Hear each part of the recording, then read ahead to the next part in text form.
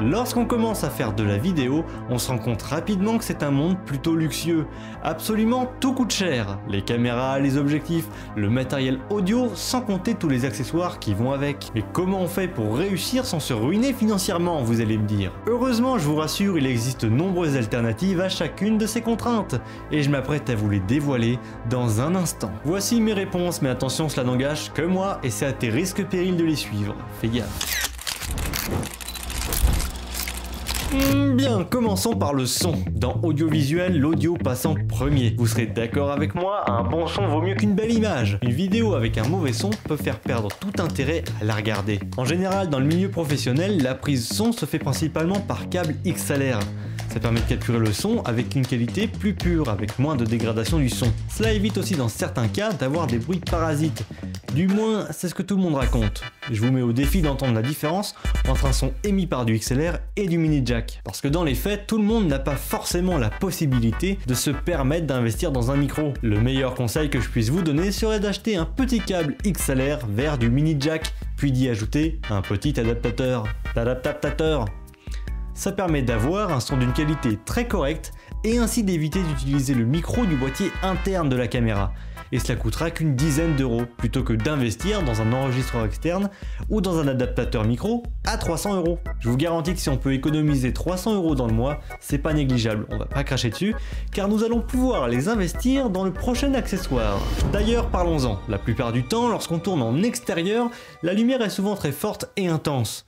Donc, pour bien exposer notre image, en général, soit on règle le diaphragme, soit on augmente notre vitesse d'obturation.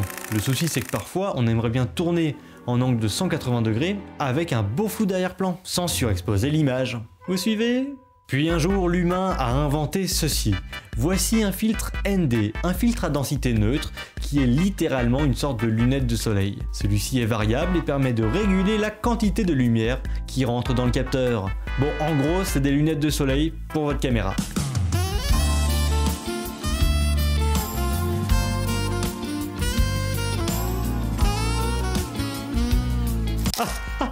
Quelle classe! Effectivement, ce sont des accessoires qui ne sont pas donnés, et ça voudrait dire qu'il faudrait autant de filtres ND que l'on possède d'objectifs. Mais là encore, pas de panique, on se calme, criez vive Ali Salam, voici la solution servie aux petits oignons.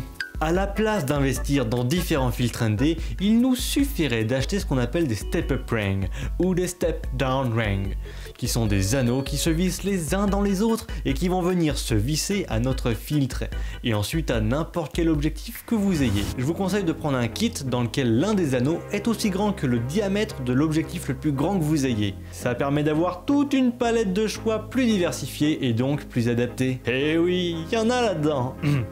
Reprenons. Vous arrivez à suivre au fond? Ouais? Bon, bah écoutez, je vous fais confiance. À présent, voici le dernier accessoire dont je vais vous parler.